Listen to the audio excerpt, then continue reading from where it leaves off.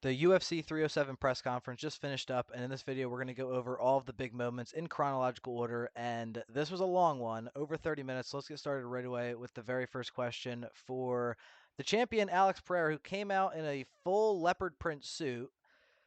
Not a bad look. He can pull it off. He can do it. He can do whatever he wants. You know what I mean? First question to Alex. They asked him all the basics. You fought the best of the best. Where does Khalil rank? He says Khalil ranks up there. You can't deny that anymore. He's a great striker. A little bit of glazing to make the matchup a little bit more exciting.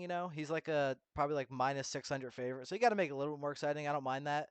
They asked him how does Khalil striking rank up there, and again he says, again the basic ass questions, but again they say I guess among one of the best. The numbers don't lie. He has some pretty crazy knockouts. He has some nice looking knockouts, but like Anthony Smith, you know what I mean? Like Pereira would do him in like 20 seconds. But anyway, they go to Khalil next, and they ask Khalil, would it be extra special to beat someone like Alex?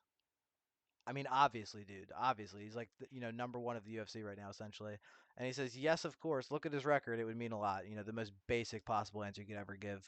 Not a whole lot from Khalil, and you're gonna see as we go through the press conference that the women actually carried this one, and that's probably why they put the two fights of the same division on the same card and on this press conference because they knew they'd be yapping back and forth, and that's exactly what they did. So let's get through the Khalil, all the boring stuff though.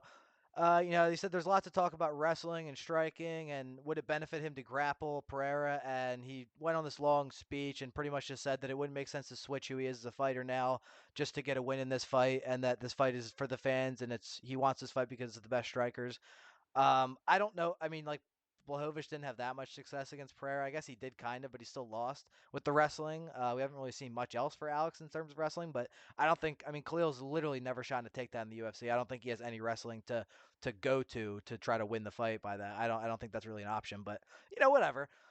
Things start to get exciting. They go to the first question for Kayla Harrison, and they ask her pretty much. You came into the UFC with so much hype, and they're trying to push you into the title picture, which they kind of are. She said, she loves the crowd to someone, whatever. She's yelling at the crowd the whole time. She said it doesn't matter who she fights. She's the uncrowned queen, and she's first gonna smash Ketlin and then come for the title. And kind of basic shit, but uh, she probably is gonna do it anyway. So it is what it is. She said, her and Juliana Pena start going back and forth. She said, I have more finishes than Juliana has wins, which is probably true. And Pena's response was, I know violence. She just got here. And, like, do you, bro? Like, you know how to get beat the fuck up by Nunes. They went back and forth. Kayla roasted her on her record, and Juliana was just coping hard, really bad, because she does have a shit record. And Kayla wasn't like what Bellator or whatever, not the best competition, but she clearly is up to the level of competition in the UFC so far. So Pena's obviously going to cope about that. She thinks she's way better than she is, obviously, but that's probably most of them. Here's where Ketlin Vieira comes in there. She kind of starts stirring shit up too. Here's Pena yapping.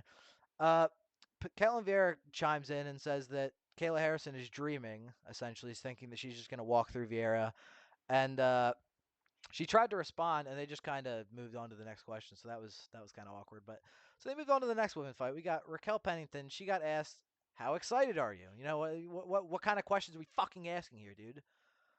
How excited are you?" She said, "I've been waiting 11 years for this. I'm super excited because they fought in the Ultimate Fighter or whatever. Like, dude, nobody gives a fuck. But it gets more exciting. It does."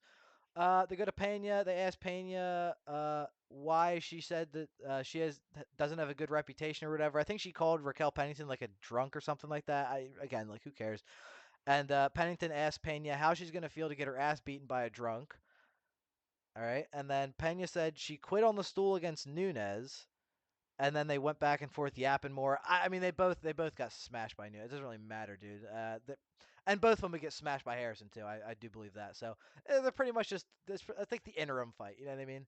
But we'll let them think that they have a chance. But anyway, she said, "How do you think the fight's gonna play out? I'm gonna focus on myself and be myself. The most basic possible shit."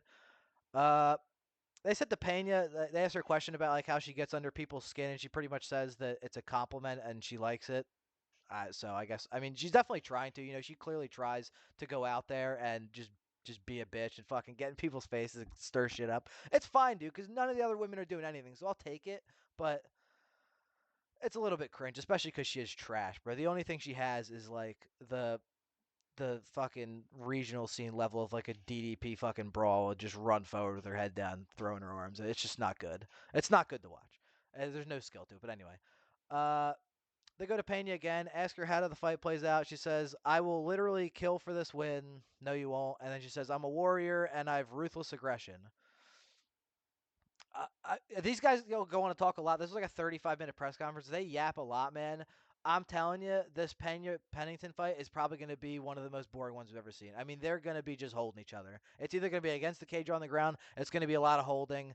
And when it's not holding, the round's going to start on the feet, obviously. Pena's just going to run forward with her fucking head down like she always does and probably get taken down or held against the cage. So, anyway, we get through that shit and finally get on to some more important matters. Jose Aldo's back again, and he's got another contender matchup for some reason. I don't know. Uh, so he asked, "Is Mario if Mario Bautista will bring a fun fight?" And pretty much Aldo was like upset that Marab nut hugged him the last time he was in Utah. So he said that he wanted to bring an exciting fight, and he didn't really care who it was. He just wanted to come back into Utah and redeem that fight, kind of, because Marab was just holding him against the cage. Couldn't even get a takedown either. Couldn't even get the takedown. Just holding him against the fucking cage. Somehow gets the win. But anyway, that's all Aldo had to say. Pretty basic shit. They go to Mario Bautista afterwards. He says that he thinks his time is now and that Aldo's time is gone. I don't know, dude. He looks pretty vicious still, but he said, I'm going to try to break him and get bloody or something like that. He said he pictures himself in the fight. Like, they asked him how he's going to win. He pretty much just said, I'm going to get my hand raised and be covered in blood. So I guess that's not a very clear path to victory. Doesn't sound very confident to me. But Aldo comes back after he hears about blood. He gets a little excited and he starts saying, a bloodbath is going down. If you saw my last fight, it'll be devastating and violent. There'll be blood. All good stuff. Love to hear it, and probably actually going to happen. Unlike the women just fucking saying shit and gonna be standing there holding each other. But we get through that, so we're gonna get to all the fighters here on the panel. We go to Kevin Holland. Kind of a weird interaction with Kevin Holland. They asked him about why he was wearing pink, or not why he was wearing pink, but they asked him about wearing pink to the media day, and then we're saying, did you get some special pink shorts or whatever, and why is it so important to you?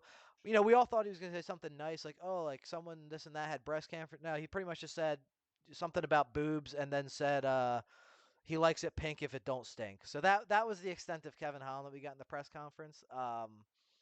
Can't really expect much more. And then it got even worse though. It did get worse after that because he said that Roman Dolidze can't strike with him and he's just gonna try to grapple and this and that. And Roman Dolidze was trying to answer, and Kevin Holland just over and over again was just saying like, relax, relax, relax, like would not let him get a word out, and it was really cringe. It started to get real, like he did it like a dozen times. It was getting really bad, and you could see Dolidze was just trying to like get a response in and just couldn't because he just kept yapping. Uh, got kind of weird at the end. And then they go to Dolidze. Dolidze said, "Will you?" They asked him. They asked Dolidze, "Will you talk in the cage?" And he was like, "Yeah, well, I talk against Strickland all the time." Like, okay.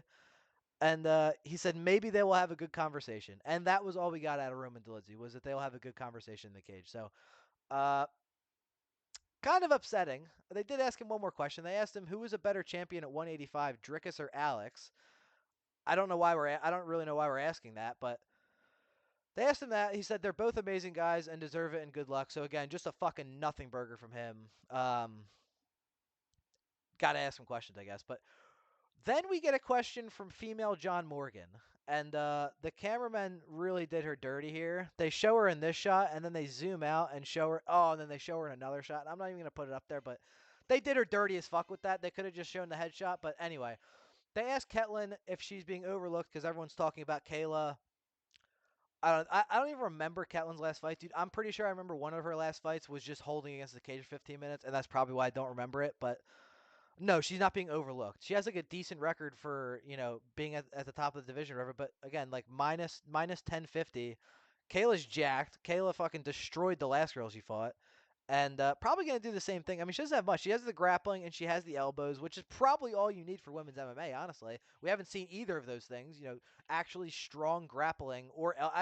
I mean, I don't know how often we've seen women win by, like, cutting somebody open with elbows. We did see in that Aldana fight recently. That was fucking disgusting. That was another good example. But, dude, bring the elbows out. That's what we need, man. We just get the ground control, use the elbows. It's a good formula, and it works, obviously. So, that's what she's going to come with. And they pretty much kept going back and forth. She said she's going to smash her skull in and then get the belt. Da, da, da. I think both the women in the main event are probably scared as fuck. They're probably hoping they lose, honestly. They don't have to fight her because they'll probably get embarrassed. But can't be worse than Nunes, right? So they're probably used to it anyway. Ketlin says, I don't know how you're going to smash my skull if you're grappling. And then Kayla brings out the elbows and, yeah, it does that kind of cringe shit. But, yeah. Oh, Kayla also threw out I see you soon, boy, the Yoel thing to Ketlin, which was actually kind of funny, but that was about the best of it. They went back and forth for a while, and then I think they went to Pena after and asked her why she said Raquel wasn't a good representation. Uh, just yapping again. She went on to say all this stuff like I threw out the first pitch at this game, and then I went to this game, and then I did all this stuff, just like PR stuff. But like, if you're in the position where you're getting that shit for free and you can just go do whatever and act like people care about you, why wouldn't you do it anyway? So she's acting like it's all like, oh, for the UFC, I'm doing all this stuff. No, you're just doing this if people care about you. You know what I mean? Like, come on, dude, yapping, dude. So we get through the women's questions, and we get a couple more for the actual main event fighters. They can ask Khalil, again, just the basic shit that he's been asked a million times. You talked about the adversity you overcame. How does it feel, to be in this, whatever. He says, at the moment, the main thing I'm thinking about is, like, ask yourself this question. Everybody in the crowd, what do you want in life? And started to get, like, real deep and, like, philosophical. Sounded like some of the stuff he's learned down at that cult thing they got going on in Vegas, but we'll just leave that alone, okay? We'll leave that alone. Yeah, pretty much yapping about like you got to have a vision, and then what's stopping you? I don't know, dude. I don't know. It was just not much, man. Really not much from them. It was kind of upsetting. The women definitely carried this. They asked him if this is his best form ever. He says, yes, I've never worked this hard. I've been so consistent. Great group support. What group we talking about? Anyway, basic ass shit, man. Really didn't not much going on. It was such a long press conference that there was just not much going on other than the women just bitching at each other, man, which was fucking hilarious. Really did make it exciting. And honestly, there was no hype going into this card, for me at least, other than just the main event. At least they're yapping at each other and there's some kind of animosity. Unfortunately, it's probably going to translate to nothing in the cage, but it gives it a little bit more build up at least. At least they're trying. At least they're trying. Most of these fighters honestly don't try at all. So give it to him for that. They asked Alex. There's so much talk about the future matchups. They say that, and then they say, "Why do you think you connect so well with the fans?" So the question ended up being about the fans, but they started with saying all the talk about future matchups, and then how it was the fans that did that. I don't know. Um, Kind of glazed himself. He says, they want to see good fights. He says his charisma, and he thinks the fans really like him. So I guess a wholesome moment there for Pereira. I don't know. It was a little bit kind of glazed himself, but getting towards the end here, we get one more question for Aldo. He said they asked him, you commented that the belt's really important for you. What does adding another belt do for your legacy? And he kind of locked it in, man. He was like, it's always been my dream to be UFC champion, and that's why I came back here. That's why I turned down better offers from other places to be back here to have a chance to fight for the title. And here they are giving him another fucking prospect matchup after he just beat the shit out of Jonathan Martinez. Now we got to beat the shit out of Mario Bautista. What the fuck? Honestly, what the fuck are we doing? Give him a top matchup. It better be after this. He's gonna beat the shit out of this guy. You better give him a top matchup. Let him get a fucking shot for the title. Who cares, man? Who wouldn't want to see that? If he's actually in good form and gets a shot at the title, who wouldn't want to see that? So yeah, he's locked in, man. I like that. I like to hear that from him. I hope he wins, dude, because honestly, like, what does Batista winning do? He's on like a 6-fight win streak, but against bums, man, fucking bum of a teammate. Anyway, last question.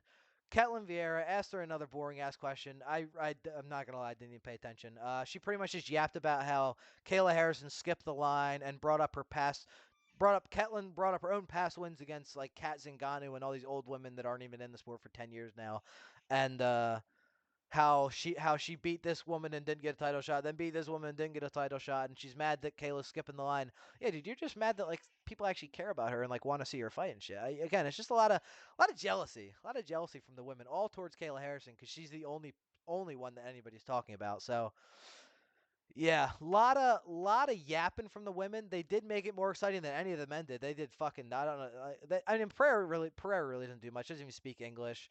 We weren't expecting much from Rountree. He's usually pretty quiet. Holland just said some cringe shit. Dolidze, half English, didn't really say anything at all. And then, yeah, the women kind of carried it, so good for them. Good press conference. It was a long one, bro. It was like 30. It was like 37 minutes. We just kept going and going. Usually, when they get exciting and it's a bunch of dudes, I don't understand. They cut it like 20 minutes, but we're gonna let them keep going. I guess I don't know. I'll take it. Maybe they just know the pay-per-view sales are going to be shit, so they want to yap a little bit more, get a little more interest, or maybe they saw that like during the press conference that people were buying the pay-per-view because of all the yapping. I don't know, man, but they let it go, and could have been worse. There's been way worse press conferences, so I'll take it.